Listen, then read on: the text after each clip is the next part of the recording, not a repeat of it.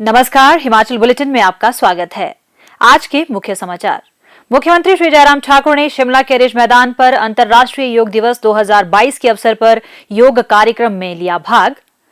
श्री गुरु तेग बहादुर जी के 400वें प्रकाश वर्ष के उपलक्ष्य पर राज्य स्तरीय समागम का आयोजन।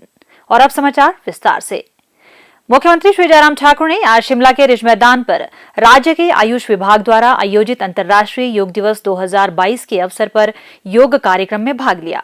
मुख्यमंत्री ने 8वें अंतर्राष्ट्रीय योग दिवस पर सीधे प्रसारण के माध्यम से कर्नाटक के मैसूर पैलेस मैदान से प्रधानमंत्री श्री नरेंद्र मोदी का संबोधन भी सुना।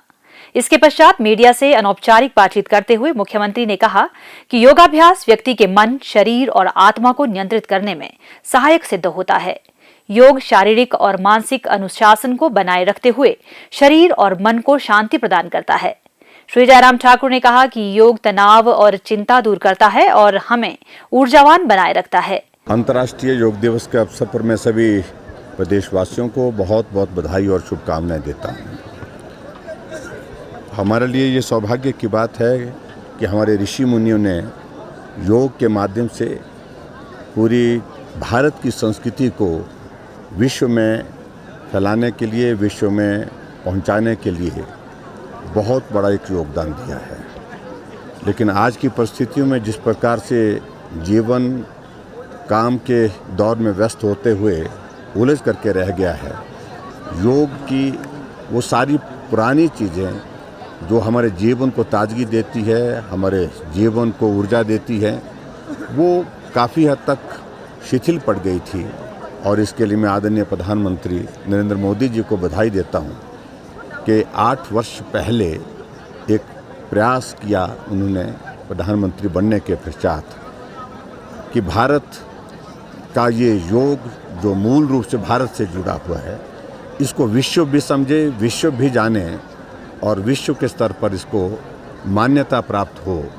और मुझे इस बात की खुशी है कि सफलता हुई और योग को अब राष्ट्रीय नहीं अंतर्राष्ट्रीय स्तर पर पूरा विश्व मना रहा है। और 21 जून आज का ये दिन अंतर्राष्ट्रीय योग दिवस के रूप में मनाया जाता है। मैं सभी प्रदेशवासियों से इस बात के लिए आग्रह करना चाहूँगा कि शरीर स्वस्थ होगा तो मन स्वस्थ होगा। और ऐसे में बहुत आवश्यक है ये योग सिर्फ एक दिन के लिए नहीं, इसको नियमित अपने जीवन का हिस्सा बनाएं ताकि आप स्वस्थ रह सकें। और स्वस्थ शरीर में ही स्वस्थ मन का आवास होता है। और ऐसे में सभी योग को प्रोत्साहित भी करें और योग को अपनाएं भी और योग के साथ अपने जीवन की नित्य के जो दिनचर्या जो है उसको शुरू करें। ये मेरा विशेष तौर से आज के इस अवसर पर आह्वान है, निवेदन है। मुख्यमंत्री श्री जयराम ठाकुर ने गत सायं शिमला के रिज मैदान पर श्री गुरु तेग बहादुर जी के 400वें प्रकाश वर्ष के उपलक्ष्य पर गुरुद्वारा साहिब श्री गुरु सिंह सभा शिमला द्वारा हिमाचल प्रदेश सरकार के समन्वय से आयोजित राज्य स्तरीय समागम में भाग लिया। मुख्यमंत्री ने प्रकाश पर्व के शुभ अवसर पर शुभकामनाएं देते हुए कहा कि श्री गुरु तेग बहादुर जी वीरता, त्याग और पराक्रम के प्रतीक हैं। उन्हें लोग हिंद दी चादर के नाम से भी जानते हैं। उन्होंने मानवीय मूल्यों, आदर्शों और सिद्धांतों की रक्षा के लिए अपने जीवन का बलिदान दिया। मुख्यमंत्री ने कहा कि श्री गुरु तेग बहादुर जी ने लोगों को त्याग और धीरज का पाठ पढ़ाया, इसीलिए इस दिन को शहीदी दिवस के रूप में भी मनाया जाता है। श्री गुरु तेग बहादुर जी का बलिदान मानव के लिए प्रेरणा स्रोत रहा है और लोग उनके सर्वोच्च बलिदान को हमेशा याद रखेंगे। श्री जयराम ठाकुर ने कहा कि श्री गुरु तेग बहादुर जी सिखों के 9वें गुरु थे और उन्होंने श्री गुरु नानक देव जी की शिक्षाओं को प्रचारित करने में महत्वपूर्ण भूमिका निभाई। श्री गुरु तेग बहादुर जी गुरबाणी, धर्म ग्रंथों के साथ साथ शस्त्र विद्या और घुड़सवारी में प्रवीण थे। वह प्रत्येक जीव के प्रति करुणा में विश्वास रखते थे क्योंकि घृणा का परिणाम विनाश ही होता है। मुख्यमंत्री ने कहा, मैं समझता हूं कि आज की परिस्थिति में इस चीज की आवश्यकता है कि हम आने वाली जनरेशन, आने वाली जो पीढ़ी है, उनको इतिहास के बारे में अवगत कराते रहें। किस प्रकार से अपने धर्म के प्रति, अपने समाज के प्रति जीवन को कुर्बान करने की एक भावना सदैव गुरु तेग बहादुर जी की रही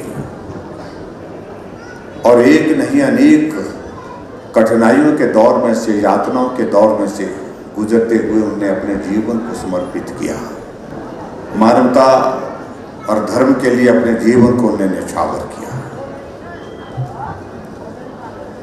और मैं आज के इस अवसर पर सभी जो हमारी नई जनरेशन है, नई पीढ़ी है, उनसे विशेष तौर से इस बात के लिए आग्रह करूंगा कि ऐसे महान पुरुषों के जीवन से हमको सीखना चाहिए, प्रेरणा लेनी चाहिए।